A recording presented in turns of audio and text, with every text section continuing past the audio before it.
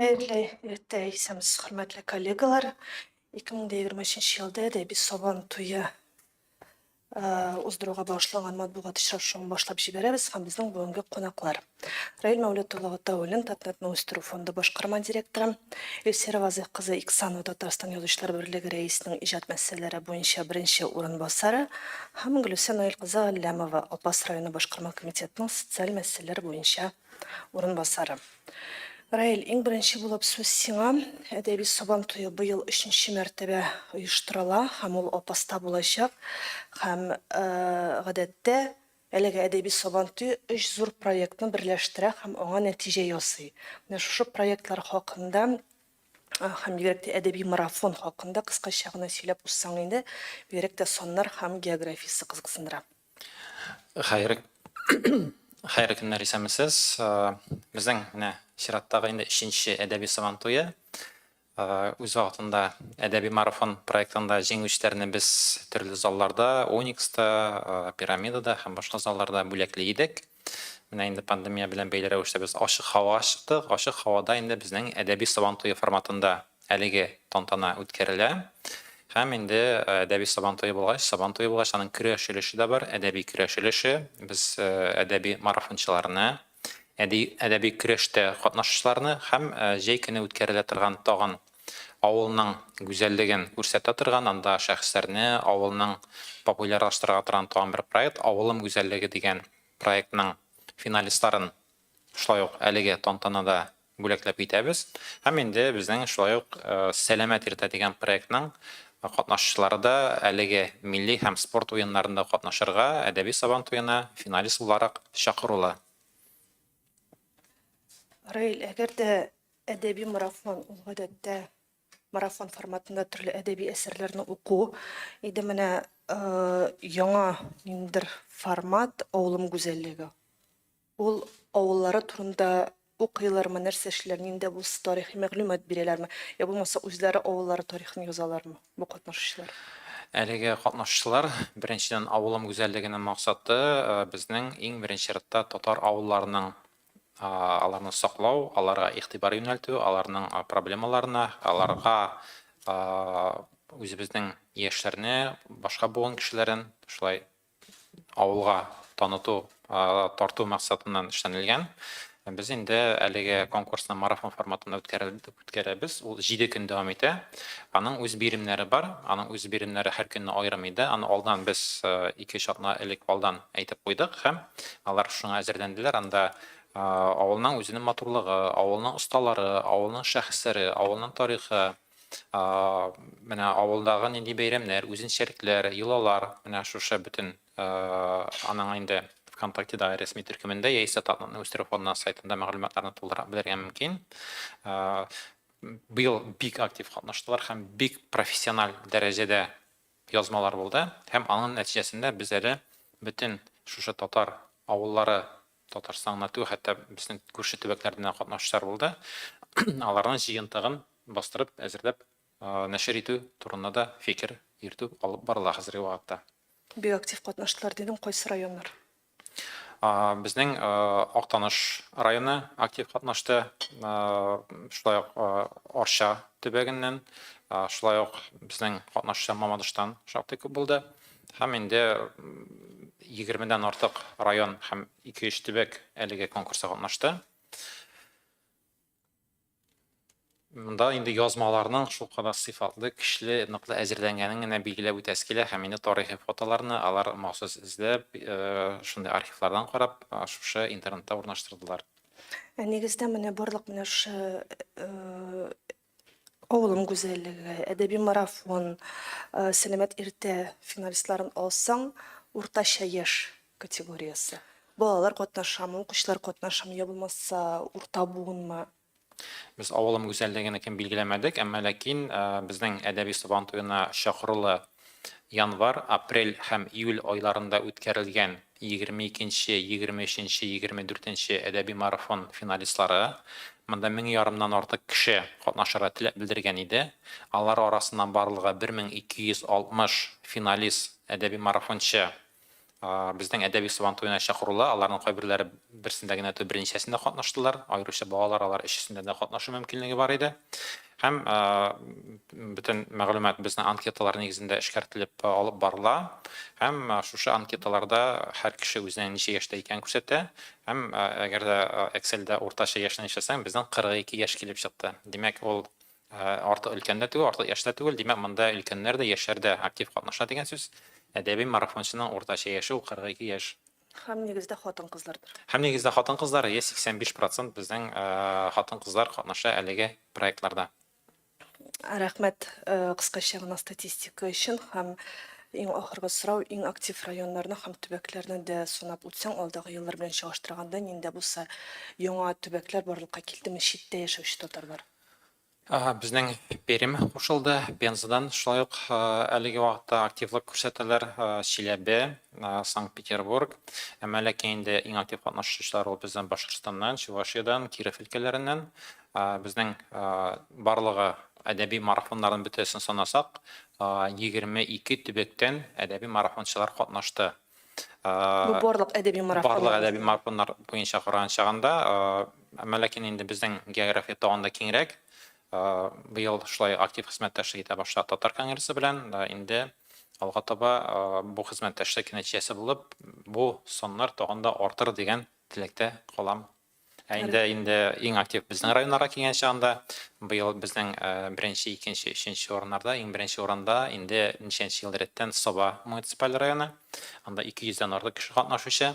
Бу елда әдәби марафонда Сарман районы икенче урынга лидерлыкка чыкты, күтәрелде, бик актив катнаша башладылар. Алар арасыннан һәр бер районнан шундый әдәби йөрүче кешесе бар. Без инде әдәби Әйдәман дигән исем бирәбез.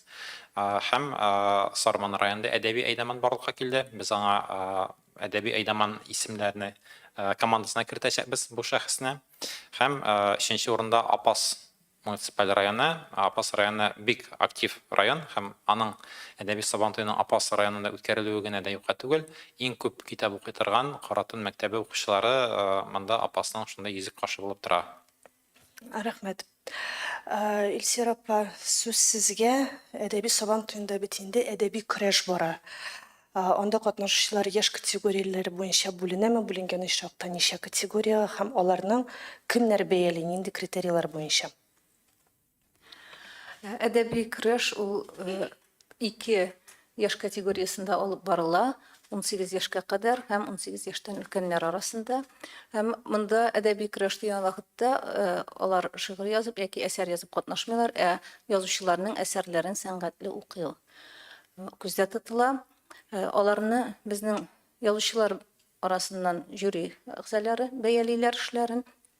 Һәм иң беренче әлбәттә бу сәнгатьле укуга без игътибар итәбез. Сәнгатьле уку дигәндә дә без язучылар буларак әлбәттә мәгънәви басымнарны дөрес итеп куеп, язучының, шагыйрьнең халыкка, кешегә җиткерергә теләгән фикерен дөрес итеп җиткерүгә зур игътибар итәбез. Аннан соң игътибар итәбез без монда әлбәттә әдәбият, нинди әдәбиятка мөрәҗәгать иткән, классик әдәбияткәме, бүгенге язучыларның әдәбиятларына шигырьнең дәрәҗәдә катлаулы шигыриятнең нинди төрләренә игътибар иткән, аларга да игътибар бирелә һәм безнең әдәби көрәштә катнашучылар арасында шулай ук үзләренең иҗаты белән үзләре язган шигырьләрне укып катнашучылар да бар. Аларга да игътибар итәбез. Жюри әгъзалары кемнәр? Жюри әгъзалары безнең жюри рәисе, Татарстан Язучылар берлеге рәисе Ркая Зайдулла. Аннан жюри әгъзаларында безнең халык шагыйре Гази Нурмурат. Аннан соң безнең Габдулла Тукай премиясе лауреаты Факил Абысафин. Аннан соң мин һәм безнең Лилия Гыйбадуллина яшь шагыйрәбез, Лилия Гыйбадуллина.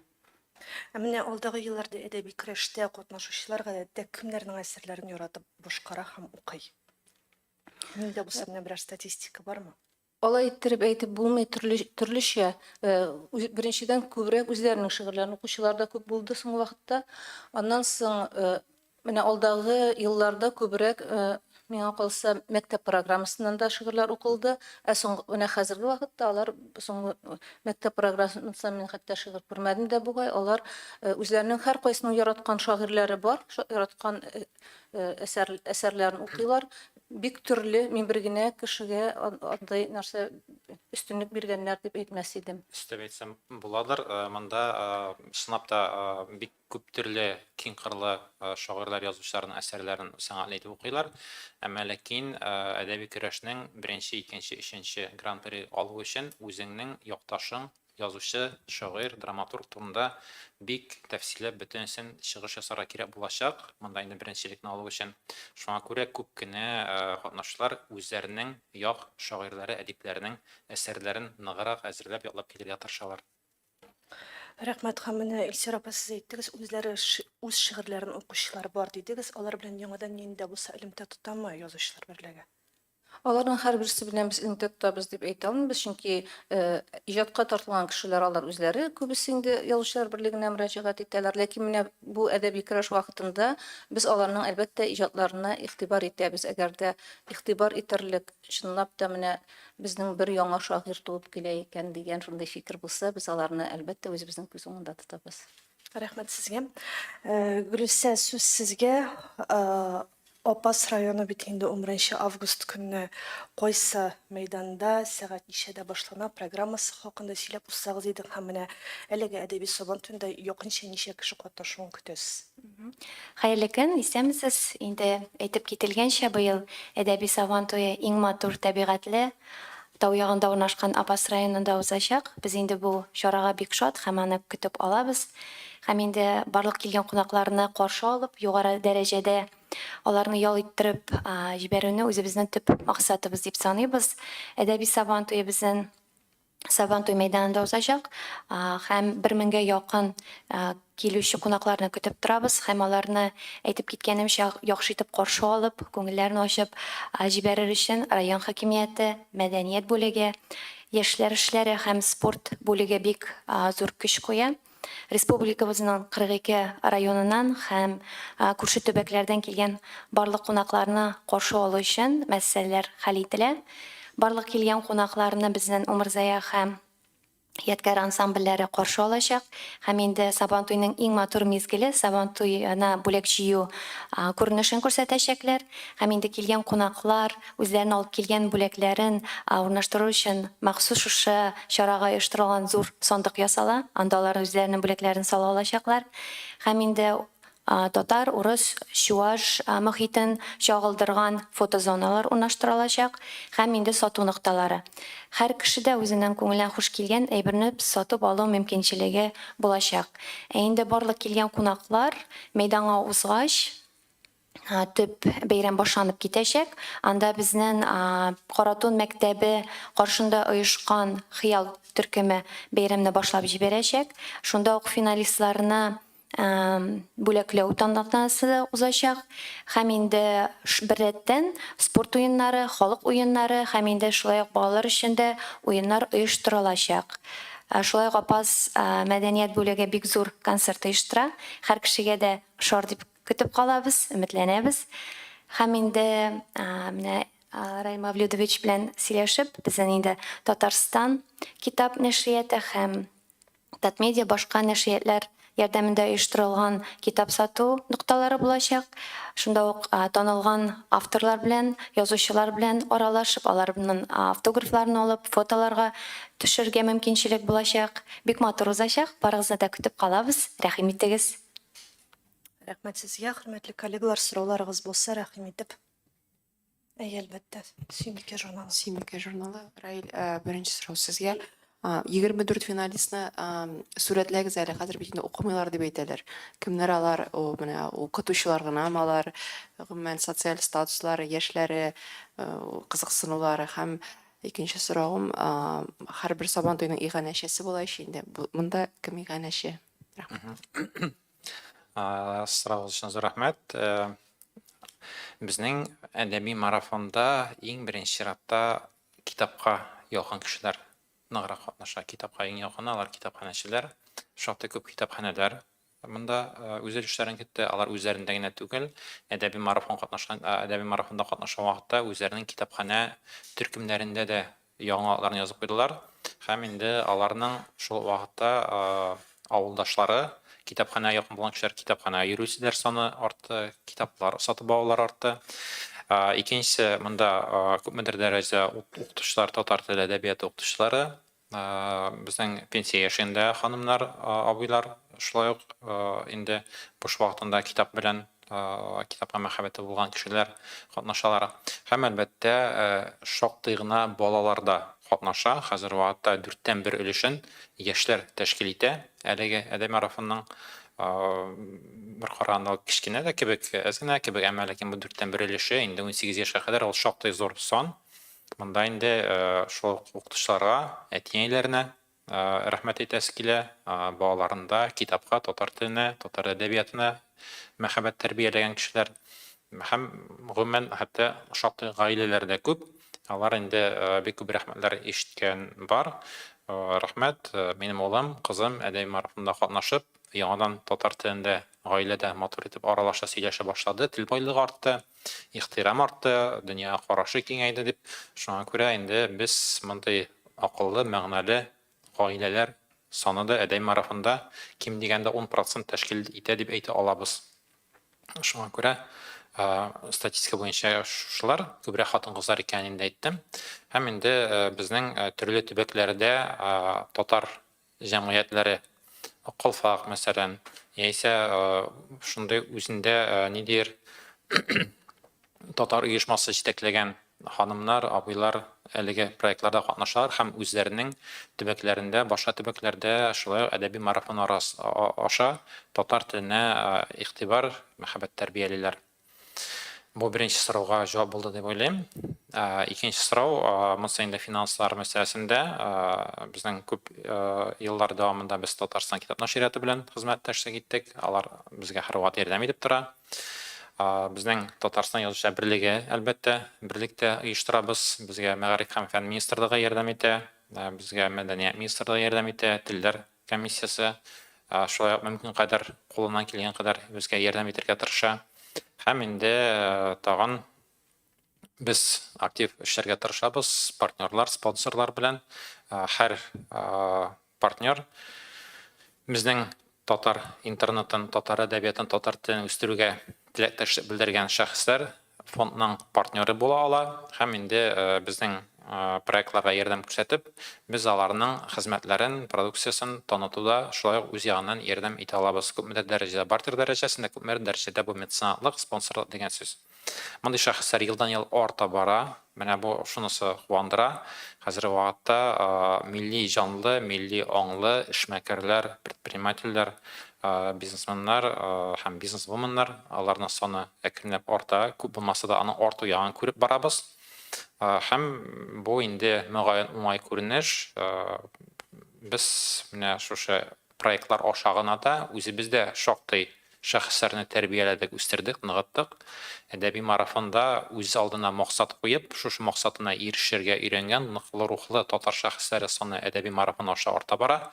Һәм алар арасында да якынча 15-20% эшмәкәрләр барлыкка килә, үз бизнесларын ясаучылар. Аларны максат куеп, элек алар куркып торган булсалар, инде әдәби марафонда менә максатына ирешергә өйрәнгәч, без шулай ук кемнәр мөрәҗәгать итәләр, аларга ярдәм итәбез, шушы эшен күтәреп җибәргә. Менә бу шәхесләр дә үз чиратында рәхмәт йөзеннән рәхмәт белдереп, әлеге проектларда ярдәм күрсәтәләр. Гаиләләр 10% дидегез. Бу инде әбисе, бабасы, атасы, баласы бергә укый торганмы? Аңлап җиткермәдем.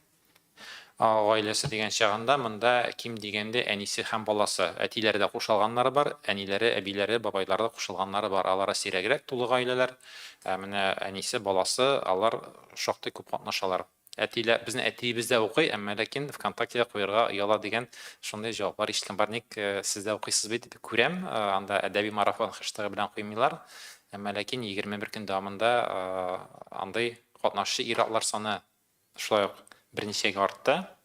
Киләчәктә бу, әгәр дә безнең шундый ир-атларыбызда билемле, телле, максатчан була икән, бу безнең милләтебез өчен файда гына булачак. Тагын сорау бар, Ялкын журналы. Исәнмесез, Зилә Тәрҗеманова, Ялкын журналы. Менә сез 4,1% балалар дидегез. Менә юкмы шундый идея балаларга аерым әдәби марафон ясарга, чөнки менә барыбер зуррак кешеләр белән, укытучылар белән конкуренция теге бер үк дәрәҗәдә булмыйчак бит. Рәхмәт. Сиздә сезне безнең әдәби марафонда катнашырга чакырабыз. Аның кагыйдәләрен бер кат укып чыксагыз, сез анда инде җәй көне 1-21 июльдә яшьләр генә катнашканын белер идегез. Һәм инде чынлыкта да монда 100гә якын бала катнашты. Кызганычка каршы активлык балаларныкы бераз сүлпәнрәк соңгы елларда. Чөнки күбрәк кеше һөнәр юлыннан, йөге һәм башкаларны ныграк көчәйтәләр. Һәм инде балалар, яшьләр телне белеп максатына ирешеп булмый дигән фикер чынбарда кайбер гаиләләрдә туа. Һәм шул вакытта безнең проектларда катнашкан, безнең әдәби марафоннарда җиңгән, финалист булган кешеләр Созвездиедә җиңәләр, төрле алтын каләмдә җиңәләр. Безнең Белем радиосы проектында алып баручылар булып эшләп килгән 100% студент 5-ләргә генә бетереп, студент булып, журналистика, татар теле һәм башкасы белән безнең быел 2-3 алып баручыбызның 11 классны тәмамлаган, алар өчәү генә өчәү аның берсе узган, алар иң югары рейтингта булып, 5 билгеләренә генә тәмамлап, икесе журфакка, берсе татар теленә һәм инглиз теленә укырга керде. Шуңа күрә кемнәр менә тел, туган теле аша. Мин инде бераз читкә китеп әйтәмдер, һөнәрем буенча укытучы буларак, мәктәпләрдә укыткан кеше буларак игътибар иткән бар. Кем мәгълүматны, материалны үз телендә үзләштерә, ул күпкә ныклырак, белемлерәк була. Шуңа күрә без инде киләсе марафоннарда Ялкын белән берлектә һәм башка шундый яшьләр, без Көмеш кыңгырау белән шулай бик актив хезмәттәшлек итәбез. Башка төбәкләрдәге оешмаларда шулай яшьләр белән хезмәттәшлек итәбез. Шуңа күрә безнең киләчәктә сезнең белән берлектә бу яшьләр саны тагын да артыр дип ышанып калабыз. Рәхмәт, тагын сорауларыгыз булса, Татар информ. Хәерле көн, Гөлүзә Ибраһим, Татар информ. Менә сәхнәдә танылган артистлар диелгән, бу инде шул мәдәният хезмәткәрләре күз уңында тотыламы? Әллә ниндидер артистлар чакырылдымы? Безнең инде Апас ягы шулай ук талантларга бик бай. Безнең Апас ягыннан шундый артистларыбыз шулай ук катнашачак. Без әдәби марафонда катнашкан, проектларда катнашкан үзешчәннәр арасыннан талантларны барлау ягында да торабыз. Аннан яшьләр шулай җырлыйлар, шигырьләр сөйләр. Әмма дә ләкин безнең Лилия ханым Муллагалиева, Сөмбел Билалова һәм башка менә бөтен артистларны әйтеп бетерә алмыйм дигән. Безнең Татар конгрессы белән берлектә һәм мәдәният министрлыгы белән берлектә әлеге җырчыларның, артистларның исемлеге формалаша. Без инде әлеге чарада танылган шәхесләрнең дә, җырчыларның, артистларның булуын бик телибез. Һәм алар билгеле бер процентларда соотношениедә, чагыштырмада үзешчәннәр белән бергә сәхнә тотарга тиеш дип саныйбыз. Менә Белем радиосына 1 ел булды бит инде, ниндидер нәтиҗәләр, статистика бармы? Белем радиосына без 26 августта әдәби сабан туенда Собада нигез салган идек, беренче ачып җибәргән идек. Минтимер Шәриповичның шундый хат юлламасы белән, аның ярдәмчесе Нурсия ханым белән, Мәгариф министрлыгы, Мәдәният министрлыгы, Саба хакимияте белән берлектә һәм шушы статистикалар бик күп. Хәзер вакытта меңләгән рубрика тапшыру әзерләнде, алар яздырылды студияда. Әлеге проект Президентский фонд культурных инициатив, мәдәни инициативалар Президент фонды ярдәмендә гамәлгә ашырылды. Һәм без шактый күп үткәрдек сайлап алуларны, төрле талантлы шәхесләрне, яшьләрне үзебезгә җәлеп итәргә тырыштык, аларны үзебездә үстердек. Безнең шулай команда Алмаз Миргаязов кебек, анда беренче фәннәр докторлары, шул вакытта тел сөйләме буенча мәсәлән Эльмира Хаматова бездә, Фатаби Галимуллин, аларның киңәшләре, укуларын, дәресләрен тыңлап безнең яшьләребез үстеләр. Һәм хәзер вакытта 30дан артык рубрика тапшыру алып барыла Белем радиосында. 26 августта аңа 1 яшь булачак.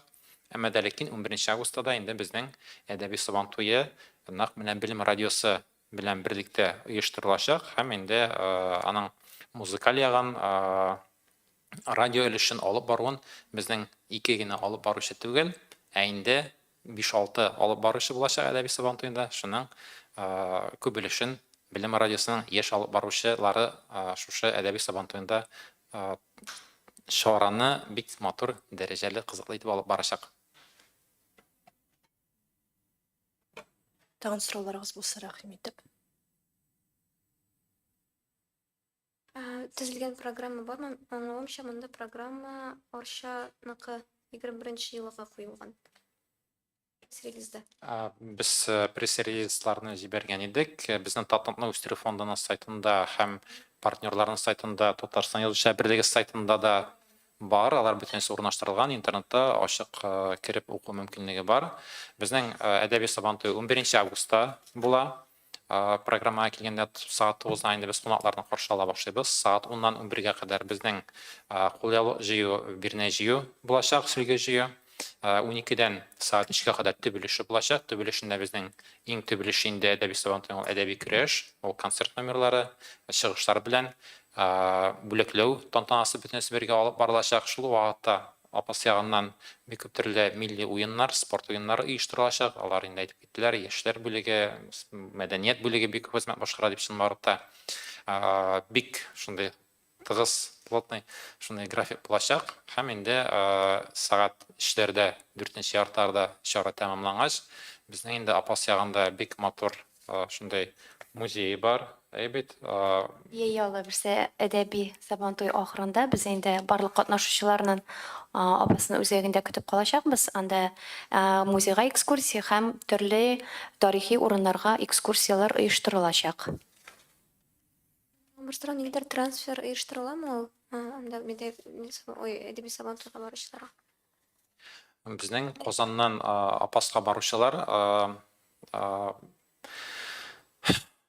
Безнең Казаннан апаска баручылар өчен автобус бар. Ул сагат 7:30 минутта Камал театры яныннан кузгалып китә. Безнең инде автобусның яртысына артыгы инде тулы. Шулай ук, әгәр дә матбугат вәкилләре киләләр икән, безнең белән алдан элемтәгә кирип, сөйләшеп, шушы транспорт белән бара һәм кайта алу мөмкинлеге булачак. Без инде рәхмәтлебез Татар-информа, ничәнче ел рәттән алар безнең онлайн трансляцияны алып баралар. Әдәби сабантуен бөтен дөнья татарлары да кемнәр килә алмый, алар әдәби сабантуен интернет аша Татар-информ битләреннән кирип карап тора алырлар дип ышанып калабыз. Бик зур рәхмәт. Без Раилне татар интернетын үстерүче, татар әдәбиятын үстерүче, үз теләкләренә ирешүче, хәзер инде татар авылларын барлаучы кеше буларак беләбез. Шуңа күрә әлеге зур проектта катнашучы һәркемгә монда Апас районы башкарма комитетына да, язучылар берлегенә дә уңышлар телибез һәм 3-нче әдәби сабантуенда 11 августта очрашканча кадәр дигән шундый теләктә калабыз. Уңышлар сезгә.